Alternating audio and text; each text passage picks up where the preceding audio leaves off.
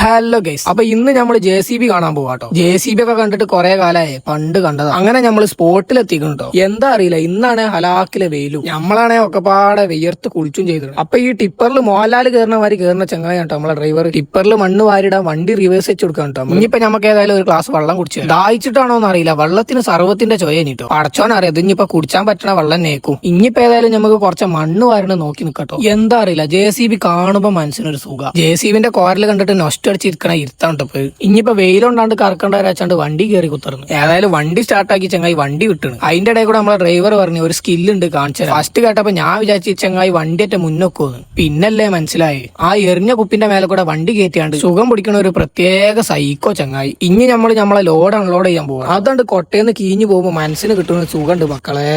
ആഹാ, അങ്ങനെ അതും കഴിഞ്ഞ് സുഖം പിടിച്ച് നമ്മൾ പെരേക്ക് പോവാട്ടോ. പോണ വജ്മലാണ് ഇന്നെ പോലെ ഒരു വായ കിടക്കുന്നുണ്ട്. ഇജ്ജാതി വെയിലത്ത് ഈ വായ എങ്ങനെയാണോ അവിടെ